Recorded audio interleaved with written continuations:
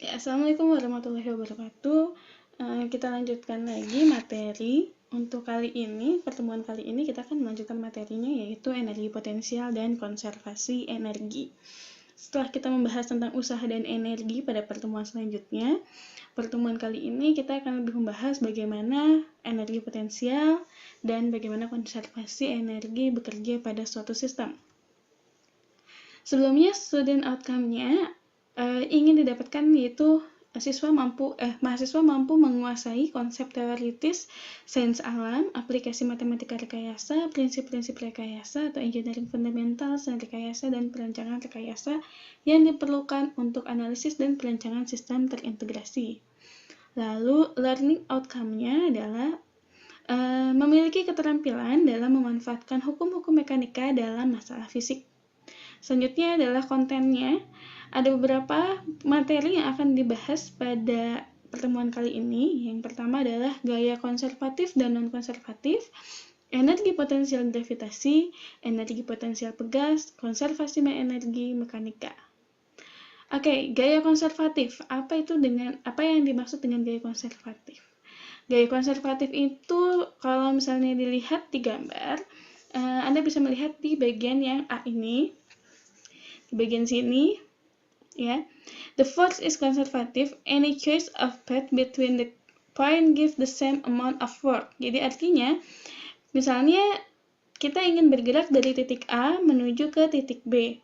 Itu bisa pakai banyak cara. Bisa menggunakan rute yang pertama, yang satu, yang ke sini arahnya ke atas, atau yang kedua arahnya ke bawah, gitu ya. Dan mau kayak gimana pun juga, mau lewat cara satu ataupun cara dua, tetap nilainya akan sama. Itu adalah konservatif. Jadi tidak tergantung terhadap lintasannya. Nah, berlaku di sini bahwa usaha untuk yang satu itu sama dengan usaha yang kedua. Gitu ya. Gaya konservatif adalah gaya di mana usaha yang dihasilkannya tidak bergantung pada lintasan. Dan usaha total pada lintasan tertutup itu akan bernilai 0. Ini dia, and a round trip give a total work of 0. Jadi kalau misalnya dari sini ke 1 sampai ke B, dan dari B sampai ke A, itu totalnya adalah 0. Selanjutnya, contoh dari gaya konservatif. Contoh dari gaya konservatif adalah gaya gravitasi, gaya pegas, dan gaya listrik. Ketiga gaya ini usahanya tidak bergantung pada lintasan. Contohnya adalah nih, ini adalah gaya pegas. Apabila gaya pegasnya dimampatkan, lalu dia akan kembali lagi ke posisi kesetimbangannya terus seperti itu. Atau misalnya usaha negatif yang dilakukan oleh gaya gravitasi. Ini adalah usaha positif yang dilakukan oleh gaya gravitasi. Artinya, kalau misalnya arahnya ke atas, itu usahanya akan negatif oleh gaya gravitasi. Tetapi kalau misalnya pada saat tomatnya jatuh ke bawah, itu akan menghasilkan usaha positif yang dilakukan oleh gaya gravitasi. Selanjutnya, apa itu gaya non-konservatif? Tadi sudah gaya konservatif, dan sekarang bagaimana dengan gaya non-konservatif? Gaya non-konservatif ini adalah gaya gesek kinetik melakukan usaha negatif pada balok, memindahkan energi kinetiknya menjadi energi termal, tetapi energi termal tidak dapat dipindahkan kembali menjadi energi kinetik. Apabila ada suatu benda, misalnya, benda ini turun, nih, gaya non-konservatif adalah gaya yang usahanya bergantung pada lintasan tempuh.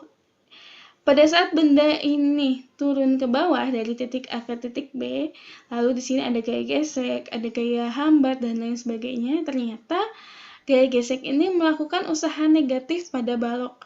Jadi memindahkan energi kinetik yang dari balok tersebut menjadi energi termal. Jadi biasanya pada saat ada gaya gesek, itu biasanya bendanya akan menjadi panas. Tapi energi termal ini tidak bisa dikembalikan menjadi energi kinetik gitu. Jadi dia tetap saja akan menjadi energi panas. Itulah gaya non-konservatif. Artinya tidak bisa dikembalikan lagi ke usaha yang sebelumnya. Seperti itu. Lalu energi potensial. Kenapa ada cerita anak ini dilemparkan ke atas? Nah, disinilah peran dari energi potensial. energi yang dihubungkan dengan konfigurasi sistem di mana gaya konservatif bekerja. Biasanya energi potensial ini berhubungan dengan posisi atau ketinggian dari suatu benda atau sistem tersebut. Energi potensial gravitasi. Ya, ini rumusnya adalah EP sama dengan mGy.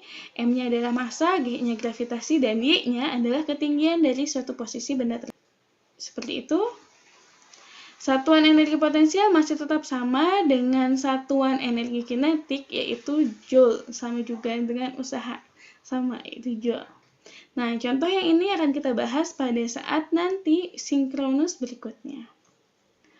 Oke, selanjutnya kita akan membahas tentang energi potensial elastis, tapi kita akan bahasnya di video selanjutnya. Selamat menyaksikan, tolong jangan di skip videonya dan mengikuti menyaksikan semua videonya dengan baik. Terima kasih.